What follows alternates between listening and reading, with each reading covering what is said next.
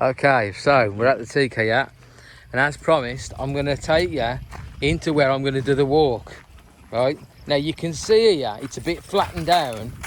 I don't know who's going in here, right? We've lost some dogs actually. I haven't seen them for ages, I don't know where they've gone. So one day I came in and we came through the forest right over there. We came from a big reservoir. And I went to the kids, oh look, there's a pathway here, let's go and find out where it's going. He worked out it was a cow pathway to the cows. That dog, these dogs you just saw that were here that aren't ours, they were herd. Those are the dogs of a woman who Liang Wua, she looks after, she raises cows, and she takes them all the way through these forests for whatever reason. Them as well. Look at all this green stuff here you can eat, you know what I mean? So we came into this area and the kids were loving it, you know. I couldn't believe they were going, quick, let's look for Kong Len, let's look for toys. They were running around. Some of them had no, I was with about say 5. It's on the channel, you know, the adventure. There's a little adventure there if you look through it. And I yeah, there was all these kids, right? And most of them, no, half of them had no shoes on, running around in the landfill. They'd run through this with no shoes on. It's very strange. It's like, it's funny. Like yesterday, I was in, where was I? I was at a fair, right? Yesterday, well, you know, at a market, and there was like a little fair attraction there. And one of the girls got off the Bounty Castle and just started walking across. And they put some like sharp stones, like, you know, not round stones, the sharper stones that for putting down for use in you know, the white stone that you can put down for. You put it down just for decoration. You know what I mean? You know, so it's just dry on the floor. There was all that on there, and she just walked straight through it. You know what I mean? Because they walk around barefoot when they're kids, their feet become desensitised. You know, as where I can never do that. I can't even walk through cold water. Maybe it's just me. Maybe lots of people, Phalang, can do it as well.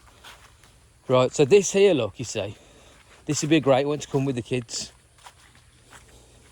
It's cool. Oh, lovely and cool. But then also, because I've got the iPhone, and I can't really tell you if I've got a signal at the moment, because I don't know if I'd enjoy doing this on my own, to be honest with you. Luckily I'm with you, so yeah, I've got a bit of company. But it's dangerous. You know, I've seen this,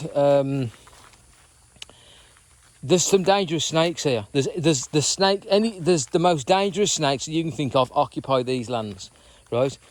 The other day, about I don't know, a couple of months ago, I had to go out at night to go and sort something out at her father's farm. He had some kind of electrical issue with his battery backup system that I stuck him in. So I went down there, and as I was going down there at I don't know, 8 o'clock at night, I'm going down the country roads to get to his farm. And as I drove down, this snake went across the road. You see that now and then, you know. And but the snake was black, white stripes, right? And that is, well, this is the walk I said I wasn't going to do. And I'm doing it. And basically that is called they call it a ngooselium. Ngoo is snake, and celium is a triangle, right? So it's because when you look at it's a banded crate. So it's a black and yellow banded crate, and that is one of the most venomous snakes that can come across in the world, right? And I saw him go across the road, so there's no reason. And it was coming out of here, because where I'm headed now is I'm headed towards a main road, and that main road is the main road that I saw it on. So it came out of here, right? You know what I mean? But luckily, when you got dogs with you, dogs can see it. They can feel the presence of scorpions and snakes. You know what I mean? So, you know, if you've got them with you and they're around you. So yeah, so this is a money maker. You know what I mean? People have this. Once you got this land, if you buy some land and you put these on it, you know. But they come and work this land. Let's say, this is what I'd like to do. the thing is, if I had a compass or I got my Google Maps out, I can get to the main. I can get to the main road. I'll be disappointed if the main road is just because I don't know if you can see this, but in front of us here, there's some trees, light green trees, right? But then on the other side, suddenly in the distance, you can then see some taller green trees. I've got this feeling that that is the road, and the reason why they changed the types of trees just like that for no reason is because it's a different land. You know what I mean? Because I wanted this to be a good walk. But on Google Maps, when I looked at it, it looks like it's a good adventure walk all the way through for the kids, because they wouldn't know where we're going, but I'll know. And then suddenly we go, oh, they'll be like, oh, look, it's the big road. We turned now, we've reached it.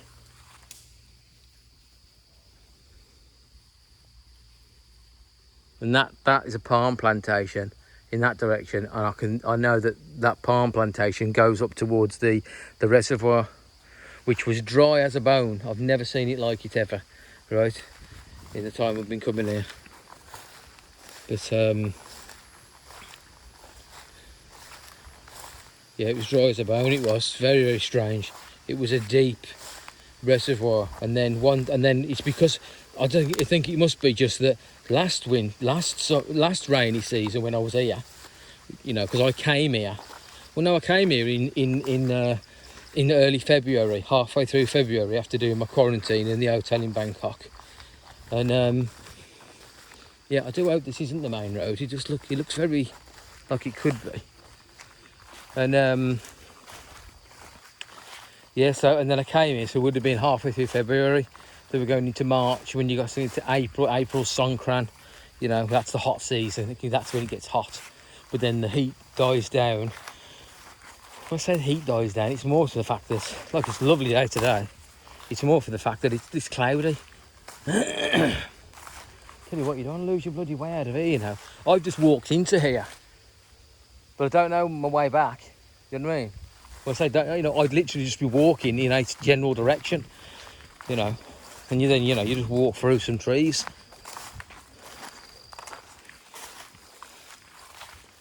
Yeah, I've lost half the dogs, you know. So this is good that, so this is beaten ground.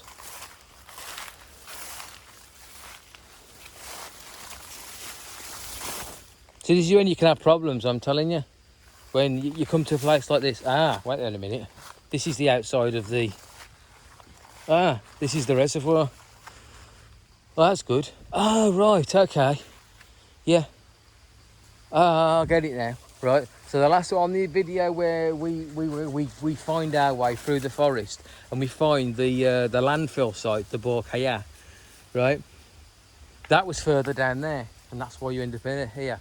Oh, bloody hell! I'm totally disorientated. I am totally disorientated because if we, oh. Okay, just don't forget this. There's a thing on the floor there. That's my turning point. Yeah, well, I know this. Now, I'd be interested now to see, after we've had some torrential rain, days and days and days of it, you know, hours. So I'm going to see now what effect that's had on this land. And as it's, so you can still see the bottom. Yeah. I like kind of thing. There's got to be fish here.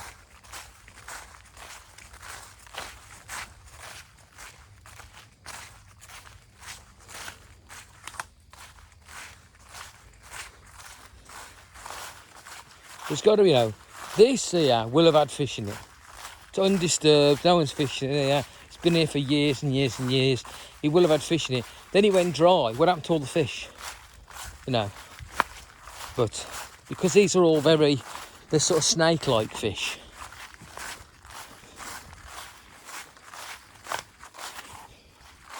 Because they're snake-like fish. They, I'm assuming they can, so it's very swampy, but you see there, look how I don't know if you can appreciate that.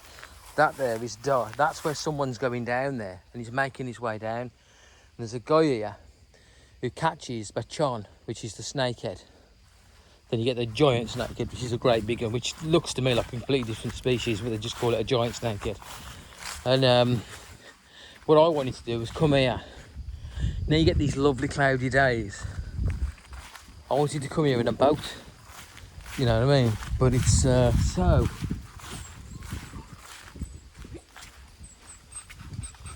bloody lovely you are, aren't you? And you saw your mum, didn't you? She got the same bloody face as you and everything. Bloody lovely. I know.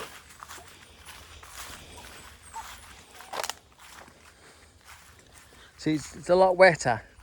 I wanted to get out there, but the thing is, it's getting through all that pack. But I tell you what, a few rainy nights and it's brought up, that's how much water's coming down. See this here, look. That pathway down to there isn't there for no reason. That's quite deep water. There could be a fish in there, right? And then now you see, if you were to wade across that, right? If you were to wade across that, right? Or just whatever, make your way across it, you can get into the middle and you can fish then. You know what I mean? That could be an option. I never even knew that was there. That middle piece there. There's a bit of landing from the middle of us, you know. And I don't know how this was made. Is this a natural? I don't know if this is a natural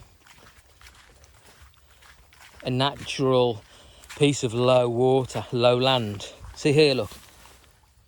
That is all crushed, right? Somebody's going down there. That's a nice bit of deep water. The fish got to be fishing there. The type of fish I'm after. And I say, that kid will be coming here. He wouldn't have just given up. That kid will be coming here. It's actually a bit of a thing, actually. What happened was, this is like well into last year, well over a year ago. I came from that side, which is where the big road that I was looking to get to is in that direction, right? Now, I was just making my way around here the first time I ever came. I was like, Jesus Christ, I never even knew this was here. I never knew this was here. What's going on? All right, and so I was working where I saw this guy. I went, oh, and I saw him. He wasn't fishing, but he was coming down, like he was coming down here. Like when you see this is all pressed. That doesn't just happen for no reason. He's coming down here every day, probably every morning, every night. He sets his traps, and then what he's doing, he's putting a stick into the bank with some line on it and a hook, and then he's putting like something on it, and it might be a frog or something like that. I don't know.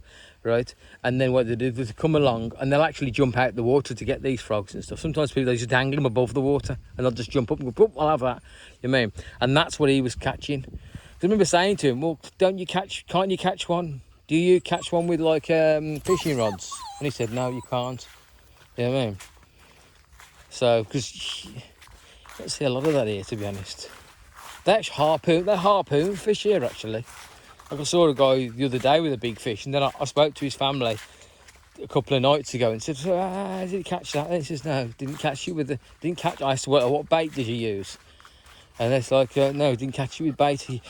He must have put some goggles on, right, and put your face into the water, right. Where he was doing this, well, they told me it was a reservoir over there, the other side of the village, right. So this is exciting. This was dry as a bone. This was, but this is you can catch fish in this type of. See all this here where it's all because there's nothing here. Yeah, see it's all crushed. That he's just throwing himself down there. You know, it's quite a hardy guy. I wouldn't like to do it. He must be dressed up nice, or I couldn't do it. Our bodies aren't made for it. Our bodies. There's there. This is probably the way how I'm going to get back with the dogs. This is. Those dogs you saw on the early video. I know, you're a bloody lovely one. This leads to that landfill site, this one here. And this is the first time I ever went through here. I was like, what's going on here? And then this is cows. She takes the cows through there. We have lost some dogs here. This is a little bit disconcerting, you know.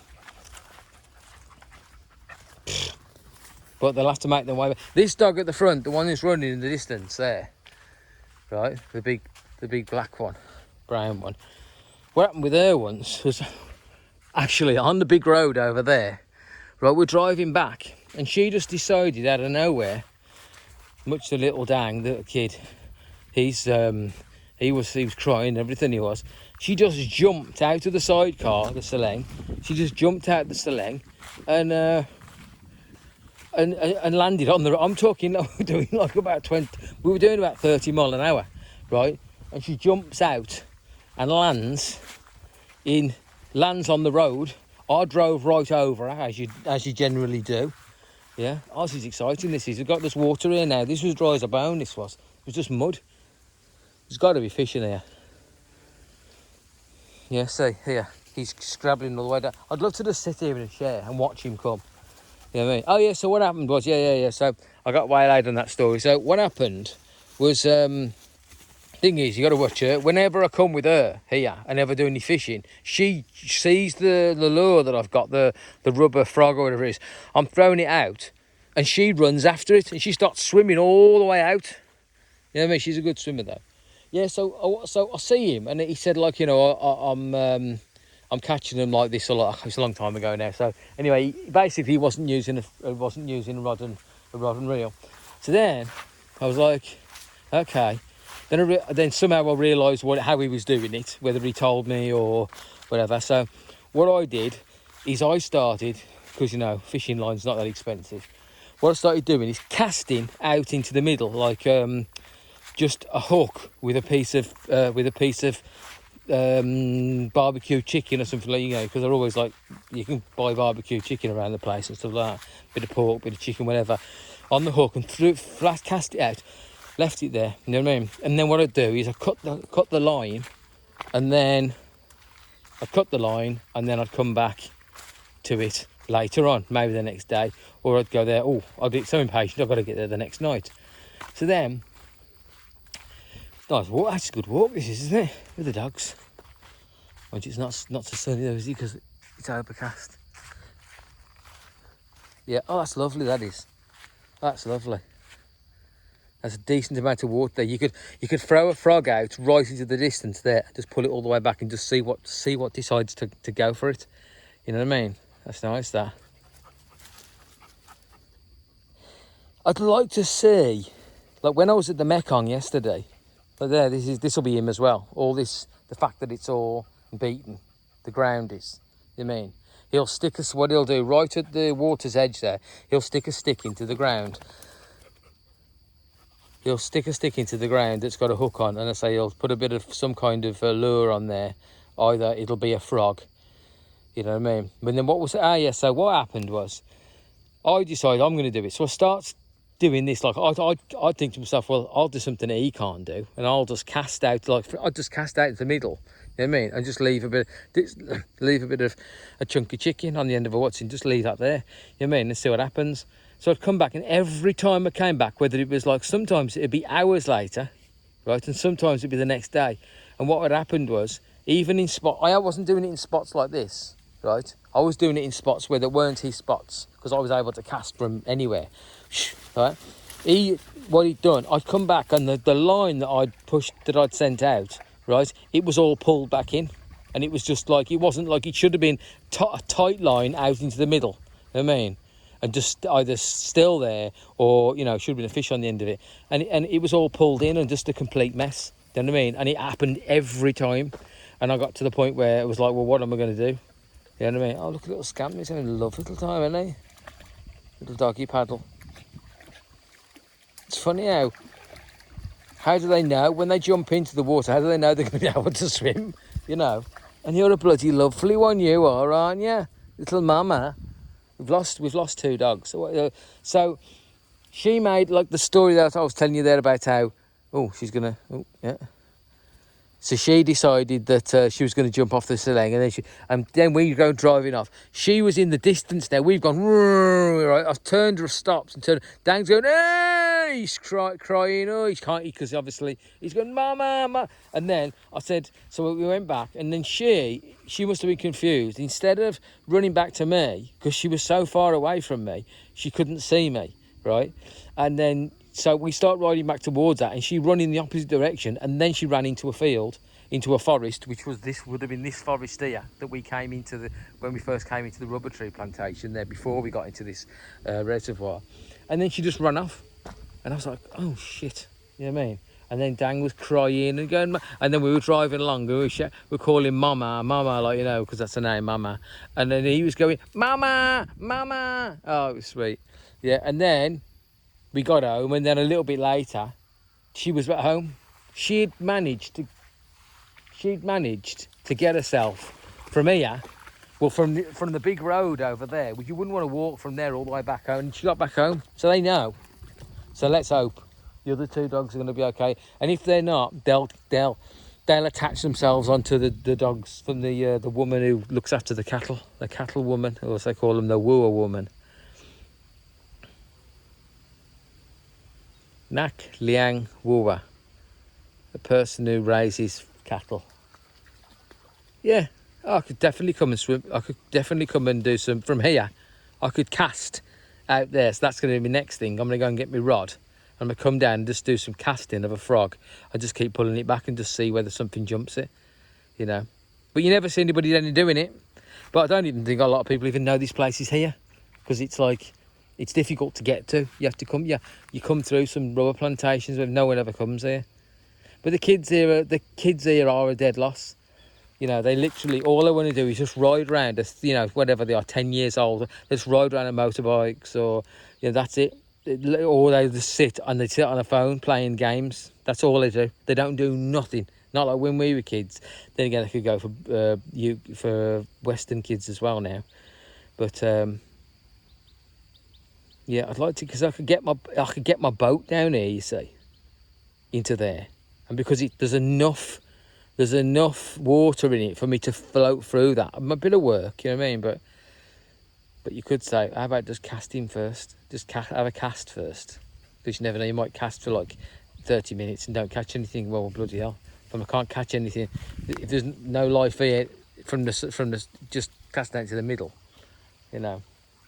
To waste time getting the boat out, isn't it? Yeah, so got a couple of options there. Let's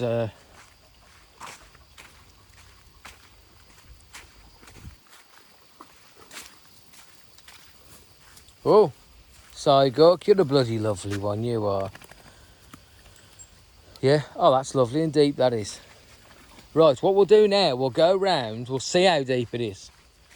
So how this system works is, you got this Anget Nam, the Ang, right, is a water carrying vessel, right, like they have outside houses, right, outside your house, and they'll like stick it underneath the guttering, and the guttering fills it up. Great big clay pot, right, that's an Ang, right, and then to Gep is to collect, and Nam is water, so Anget Nam. So this is the vessel of carrying water.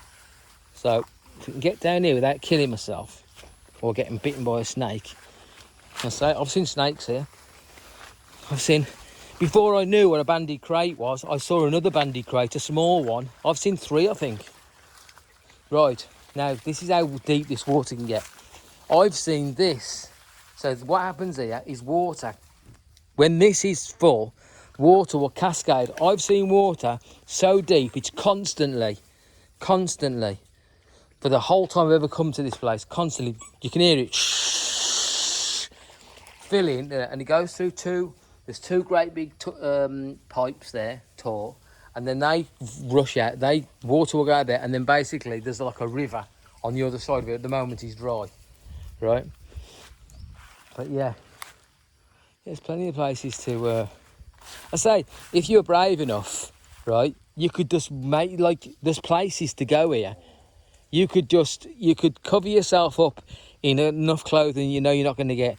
Because the thing is as well, when I was a bit more naive last year, I did things like just going through water like this. I mean, like, I stayed there's a canal system, right?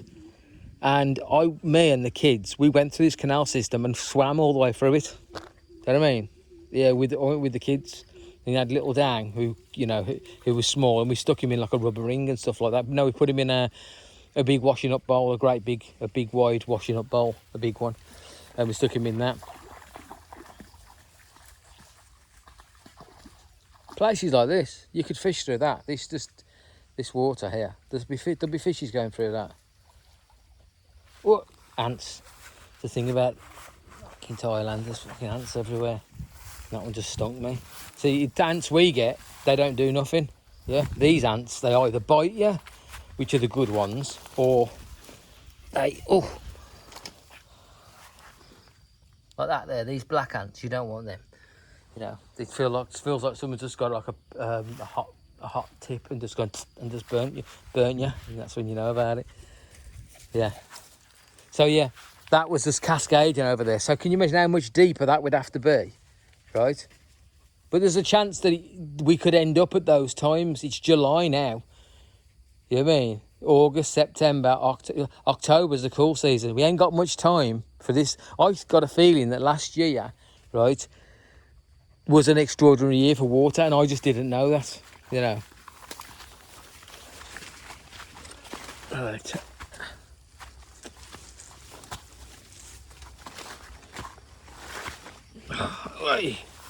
That's it, we're up and out. Right. What I would like to do is go back and try and find these other three dogs. Wolfie, Tan.